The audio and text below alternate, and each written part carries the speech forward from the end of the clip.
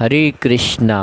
श्री महर्षि वाल्मीकि प्रणीत श्री वाल्मीकि रामायण हिंदी में। श्री सीता रामचंद्र भयसम नमः। जय श्री हनुमान की जय हो। जय सीता राम लखन की जय हो। श्रीमद् वाल्मीकि रामायण महात्म प्रथम अध्याय। कलयुग की स्थिति, कलिकाल के मनुष्यों का उद्धार, उपाय, रामायण पाठ से उसकी महिमा, उसके श्रवण के लिए उत्तम काल आदि का वर्णन। श्री रामचंद्र जी समस्त संसार को शरण देने वाले हैं। श्री राम के बिना दूसरी कौन सी गति है। श्री राम कलयुग के समस्त दोषों को नष्ट कर देते, अतः श्री रामचंद्र जी को नमस्कार करना चाहिए।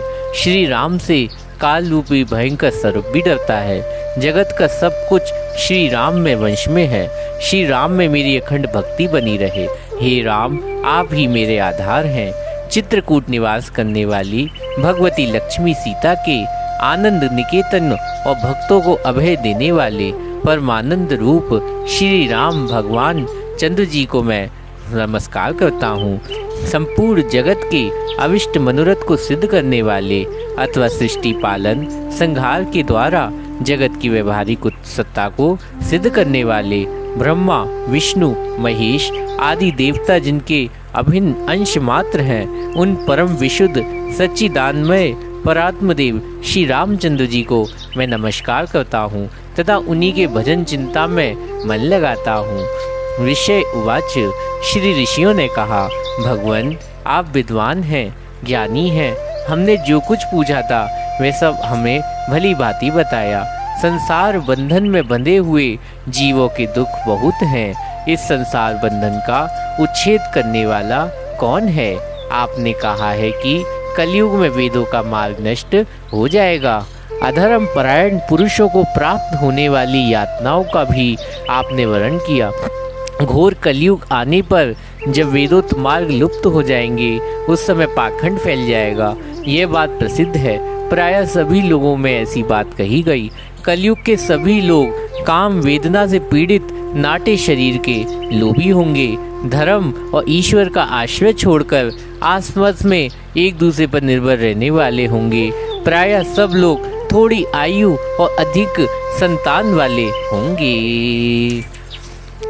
उस युग की स्त्रियां अपने ही शरीर के पोषण के तत्पर और वेश्याओं के समान आचरण में प्रवृत्त होंगी। वे अपने पति की आज्ञा का अनादर करके सदा दूसरों के घर जाया आया करेंगी। दुराचारी पुरुषों से मिलने की सदैव अभिलाषा करेंगी। उत्तम कुल की स्त्रियां भी पर पुरुष के निकट ओछी बातें करने वाली होंगी। कठोर और असत्य बोलेंगी। शरीर को शुद्ध और सुकृत बनाए रखने के सद्गुणों से वांछित होंगी। कलयुग में अधिकांश स्त्रियां वचाल व्यर्थ बकवास करने वाली होंगी। भिक्षा जीवन निर्वाह करने वाले सन्यासी भी मित्र आदि के स्नेह संबंध में बंधे रहने वाले होंगे। वे भोजन के लिए चिंतित होने के कारण लोभ व शिष्यों का संग्रह करेंगे। स्त्रियां दोनों हाथों से सिर खुजलाते हुए गृहपति की आज्ञा का जानबूझकर उल्लंघन करेगी। जब ब्राह्मण पाखंडी लोगों के साथ रहकर पाखंडपूर्ण बातें करने लगेंगे, तब जानना चाहिए कलयुग खूब बढ़ चढ़ गया। ब्राह्मण इस प्रकार घोर कलयुग आने पर सदा पाप परायण रहने के कारण जिनका अंतकरण शुद्ध नहीं हो सकेगा, उन लोगों की मुक्ति कैसे होगी। धर्मात्माओं में श्रेष्ठ सर्वज्ञ सूत जी, देवादिदेव देवेश्वर जगत गुरु भगवान श्री रामचंद्र जी जिस प्रकार संतुष्ट हो वह उपाय हमें बताइए। श्री सूत जी ने कहा, मुनिवरों आप सब लोग सुनिए। आपको जो सुनना अभिष्ट है मैं बताता हूँ। महात्मा नारद जी ने सनत कुमार को जिस रामायण नामक महाकाव्य का गान सुनाया था, वह समस्त पापों को नाश और दुष्ट ग्रहों की बाधा निवारण करने वाला, वह संपूर्ण वेदांती सम्मति अनुकूल है। उसमें समस्त दुख सपनों का नाश हो जाता। वह धन्यवाद के योग्य भोग और मोक्ष रूप फल प्रदान करने वाला। उसमें भगवान श्री रामचंद्र जी की लीला कथा वर्ण, वह काव्य अपने पाठक और श्रोताओं के लिए परम कल्याणमयी और सिद्धियों को देने वाला है। धर्म, अर्थ, काम, मोक्ष इन चारों पुरुषार्थों का साधक है। महान फल देने वाला ये अपूर्व काव्य पुण्यमय फल प्रदान करने की शक्ति रखता है। आप लोग एकाचित होकर इसे श्रवण करें। महान पातक अथवा उपपातक युक्त मनुष्य भी ऋण प्राणी पीड़ित दिव्य काव्य श्रवण करने से शुद्धि प्राप्त करता है। संपूर्ण जगत के हित साधन में लगे रहने वाले मनुष्य सदा श्री रामायण का ही अनुसार बर्ताव करे और वह ही संपूर्ण शास्त्रों के मर्म को समझने वाला और कृतार्थ है। विभरो रामायण धर्म, अर्थ, काम, मोक्ष के साधन, परम अमृत रूप और सदा भक्ति भाव उसका श्रवण करना चाहिए। जिस मनुष्य के पूर्व जन्म उपार्जित सारे पाप नष्ट हो जाते हैं, उसी का रामायण के प्रति अधिक प्रेम होता है। ये निश्चित बात है। जो पाप के बंधनों में जकड़ा हुआ, वह रामायण की कथा आरंभ होने पर उसकी अवहेलना और दूसरी निम्न कोटि की तुच्छ बातों में फंस जाता है।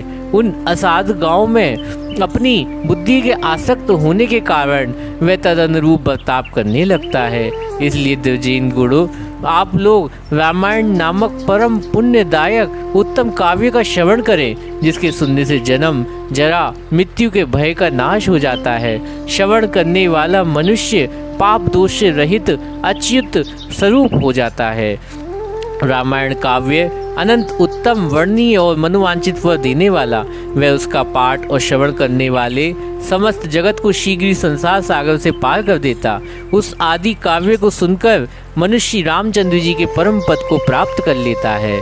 जो ब्रह्मा, रुद्र, विष्णु नाम के भिन्न भिन्न रूप धारण करके विश्व की सृष्टि, संहार और पालन करते, उन आदिदेव परम उत्कृष्ट परमात्मा श्री रामचंद्र जी को अपने हृदय मंदिर स्थापित कर मनुष्य मोक्ष का भागी होता है।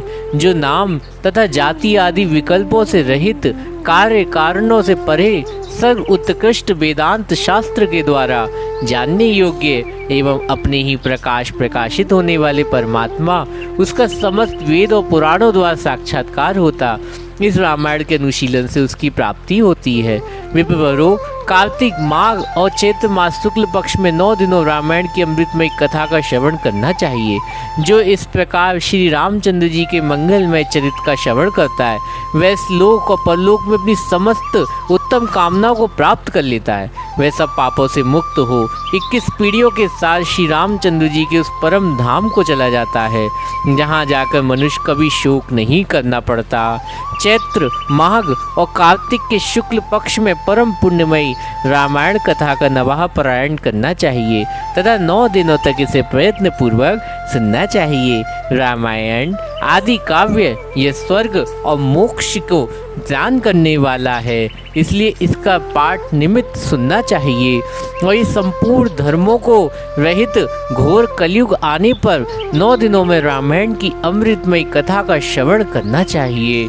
ब्राह्मणों, जो लोग भयंकर कली काल में श्री राम नाम का आश्रय लेते हैं, वही कृतार्थ होते हैं। कलयुग उन्हें बाधा नहीं पहुंचाता। जिस घर में प्रतिदिन रामायण की कथा होती है, वह तीर्थ रूप हो जाता है। वहां जाने से दुष्ट पापों का नाश हो जाता है। तब धनो, इस शरीर में तभी तक पाप रहते हैं जब तक मनुष्य राम कथा का भलीभांति श्रवण नहीं करता। संसार में श्री रामायण की कथा परम दुर्लभ ही है। जब करोड़ों जन्मों के पुण्य का उदय होता है, तभी उसकी प्राप्ति होती है। श्रेष्ठ ब्राह्मणों, कार्तिक, माघ और चैत्र शुक्ल पक्ष में रामायण श्रवण मास से राक्षस भावपन और सौदास ही श्राप मुक्त हो गए। सौदास महिषी गौतम श्राप के राक्षस शरीर को प्राप्त हुआ। वह रामायण के प्रभाव से पुनः उस श्राप से छुटकारा पा सके। जो पुरुष श्री रामचंद्र जी की भक्ति का आश्रय ले प्रेम पूर्वक इस कथा का श्रवण करता है, वह बड़े बड़े पापतकों से आदि से मुक्त हो जाता है। जय सीताराम, जय हनुमान, हरे कृष्णा।